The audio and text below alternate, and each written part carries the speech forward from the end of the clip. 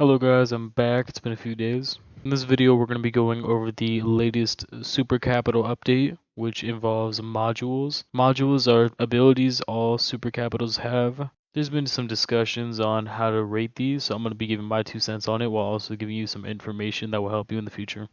Before we start, I would just like to say that I will only be going over the build menu super capitals, so I will not be featuring the Proto X1, Proto X2, Subjugator, or the Lucifer.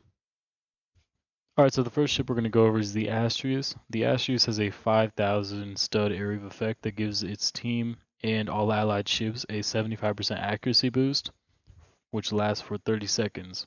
After the 30 seconds, you will be on a 45-second cooldown. The best way, in my opinion, to use this is if you're diving a ship, but you don't want to fully commit to the dive, you can warp 7k from the base and still hit your target with scare good accuracy.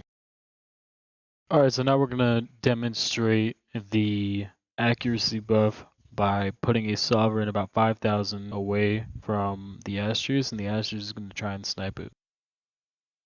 Alright, so we're shooting at the Sovereign right now, and as you can see, all of the turrets are hitting from around 5,000 range.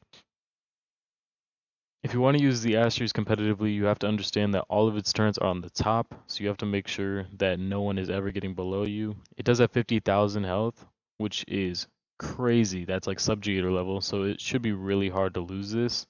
3,780 alpha means you can pretty much one-shot most battle cruisers, etc.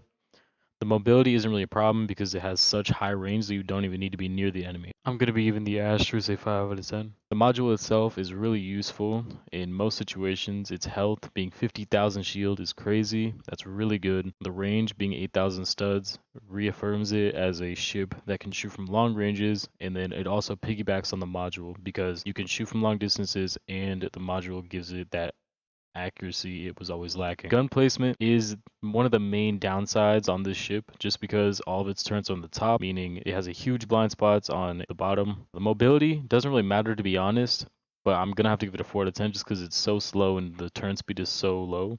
But to be honest, it doesn't really matter because the alpha on the ship is so high, the module is so good, and the health is so good, so it all kind of plays off each other, and I think this is a very balanced SC. Alright, next up we got the Subjugator. The Subjugator's module gives all of their allies in a 6,500 stud radius a 30% shield resistance, and it also gives itself a 15% shield resistance. This lasts for 30 seconds, and after the 30 seconds, there's a 45-second cooldown.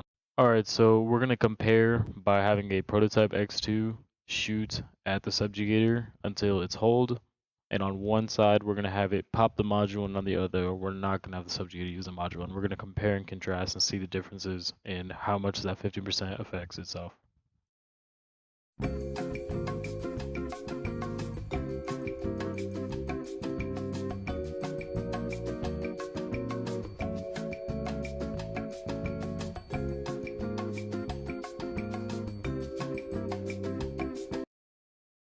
As you just saw, the Subjugator that was using its module was hold about 10 seconds after the Subjugator that wasn't.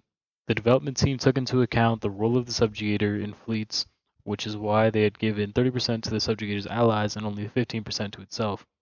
The module is really strong in fleets, but doesn't provide much support for the Subjugator itself, which is why the health pool for the Subjugator is so high. After taking all of that into account, I think I'll be giving the Subjugator a 7 out of 10. This is mainly because of its health pool combined with the module itself, which makes the Subjugator extremely strong in fleets. The Subjugator's damage and mobility is lacking, but that makes sense for a ship that's supposed to be tanking damage, not dishing it out. I would definitely recommend the Subjugator if you like to work with your team in fleets. Alright, so the next ship we're going to be going over is the Theia. Theia gained 24 large spinals in its module, with 12 being large phasers and the other 12 being large cannons. When activated, the module shoots all 24 in 6 seconds, shooting 3 spinals per second. So I'm going to activate it real quickly, and then we're going to demonstrate the damage capability of this. So once you click B, you'll see these fires coming out, almost like it's overheating, and then you'll see the 24 spinals just shoot out. Alright, so we're going to be testing this module by having the Theia shoot my Apocalypse, and we're going to look at the shield and hull damage, and we're going to see how much alpha this thing does, and how fast the time to kill is. Give him a little love tap. See how much damage it does. The Theia has definitely been made a glass cannon in this last update, having only 30,000 shield and 30,000 hull, however having 462 average DPS without the module. The Theia has relatively good mobility, having 45 speed and a decent turn rate. The range is lacking though, only having 6,000 studs, however there are no blind spots on the ship whatsoever. In my opinion, the Theia's module is amazing. Not only does it already have the highest DPS of any obtainable super capital, but with the module, the alpha on the ship is over 5,000 shield damage. Only problems with the Theia is that you have to aim the modules using your entire ship and you can't use your cursor to aim the module spinals. Obviously, there is an issue with its health, but it's a glass cannon. Its job is to dish out lots of damage while needing a fleet to back it up. Taking all that into account, I'll be giving the Theia a 6 out of 10. Fourth super capital to be reviewed is the Deity. The Deity's module gives the player a max speed of 150 studs per second while sacrificing the turn speed greatly. This module is toggleable, and so every time the module is toggled, there's a 5-second cooldown. When in allied territory, the Deity can reach speeds of up to 172. I would like to mention that although the Deity is fast and it shoots its turns from 6,500 range away, it does have major blind spots because all of its turns on the top, so it leaves the sides and bottom of the ship vulnerable. To demonstrate the Deity's module, we're going to be putting it up against the Theia so we can test in real time how the Deity's module affects the maneuverability during combat. The Deity has a high health pool for a ship of its speed, having a total health pool of 75,000. The damage this ship can do shouldn't be overlooked as it has good DPS compared to other super capitals. The range on the Deity is a part of the reason why the ship is so dangerous to go up against. Being able to outrange most opponents with their Deity turrets is a huge advantage. The only downside to this super capital is its turrets being placed on the top. However, this is a non-issue as the maneuverability of the ship will make it almost impossible for an enemy to stay in this blind spot for too long. The module itself doesn't benefit the team, and the turn placement results in the huge blind spots on the sides and bottom. Not only does the Deity have enough speed to actively dodge spinals, but it has the turn accuracy and range to outrange and obliterate its opponents. It's important to note that the shield DPS on the Deity is significantly higher than the whole DPS. After taking into account all of the current stats, I will be giving the Deity a 8 out of 10. Oh my god, bro. Oh, hell no, man. What the fuck? Next up, the Oblivion's module allows the ship to do a micro warp of 2,000 studs in the direction it's facing. This module has a 15-second cooldown. In my opinion, not only is this useless because a 2,000 stud micro warp every 15 seconds is horrendous, but also because there's no team benefit. At least on ships like the Theia and the Deity, they are able to contribute in a fleet. The Oblivion has no real capability for that.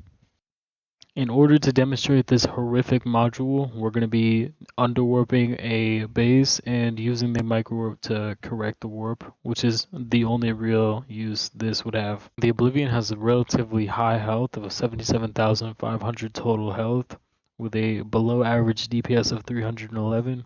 Speed-wise, it's okay, 45 speed, and the range is severely lacking with only 5,000 studs. Overall, I'm going to have to give the Oblivion a 1 out of 10 after this module update. Honestly, I really wish they would have switched the Astra module and the Oblivion module, because the Oblivion is supposed to be a anti-air ship. Honestly, I was really hoping that the Oblivion would have a better score, but I really just can't get over the fact that this module is so bad. I feel like it's a lot of wasted potential here, and although the Oblivion does have relatively high health for a SC, there's really no excuse for the range and the gun placement and the module itself to be so mediocre. Last but not least, the Hyperion. The Hyperion's module is related to its primary purpose in a fleet like the Theia's and the Subjugator's modules were. When activated near an enemy base, the Hyperion's module forces all of the base's turrets to shoot at it. When the ability is active, the Hyperion takes 50% reduced damage from the base and a 10% reduced damage from enemy ships. The module has no cap, meaning that as long as they are within base turret range, their ability will stay activated. When out of base range, the Hyperion's module will deactivate and be put on a 90-second cooldown. I believe the Hyperion's module is amazing, and I'm so glad that they actually built the module around the ship's role itself. unlike the Astraeuses and the Oblivions module. To demonstrate this module, we're going to be doing a time-lapse of a siege, and you're going to see how little damage the base actually does when the module is activated. The Hyperion has always been meant to be a super capital made for sieging, and its stats module reflect that. The health on the Hyperion is above average, having 45,000 shield and 37,500 hull. The damage of the Hyperion is very high, mainly because of the torpedoes it has. The average DPS on the Hyperion is 445 and has a hull alpha of 6,163. The turrets itself only have a DPS of 206 though. One of the main drawbacks is the maneuverability, only having 45 top speed and 0.10 turn speed. The range on the Hyperion is very good, having a range of 8,000. The gun placement on the Hyperion is amazing, having no blind spots whatsoever on the ship. It's important to note that as of right now, the Hyperion's module does not force the base to shoot its AA turns at it, meaning small fighters are still very vulnerable to it. As you can see in this demonstration, we're barely taking any damage right now, and we're almost out healing the base. After the siege, you can see we destroyed the base in almost 3 minutes, having only lost 4,800 shield. The Hyperion class super capital ship has very high health, high DPS and alpha, even though half of it's coming from the spinals, and the module is amazing for sieging and diving bases. There are no blind spots on the ship, and it's amazing if you want to work in fleets to destroy bases. What we've all been waiting for. I'll be giving the Hyperion an 8 out of 10. One of the problems is poor turn accuracy, but that doesn't really matter considering you're going to be fighting bigger ships or the base. Only other issue I can think of is that you must be aiming directly at the target to have all of the turrets fire on it. That's a wrap up for all of the module and super capital reviews. Honestly, I think the development team did a great job at making super capitals more integral to fleets rather than having them be one ship armies. The only suggestions I would make are to either buff the Oblivion's module or replace it with the Astraeus' module. This is because the Oblivion is an anti-air super capital and it would make a lot more sense for it to have an accuracy boost module. I would also say to make the Astraeus' module be a range boost for all ships within a certain radius, with a cap at 8,000 range. I appreciate all of you guys for watching. I spent a lot of time and effort onto making this video and I hope you guys enjoyed. If you agreed or disagree with these ratings, let me know in the comments. Thank you and goodbye. Also, quick shout out to Rekuri for giving me most of the stats for all the modules, and Roblox Gamer 65321 for helping me test all these modules. Oh god, I'm gonna smoke him in I'm VC. so close to him. I'm so close. He He dies here. He dies here. He dies here. This is where he dies. He Right doesn't here. die here. He doesn't die here. I think he dies here. I think he dies here. I'm on him. I think he dies here. Got full railgun off. Look, he's dead. I got him. Y'all got him. Oh. Oh my god.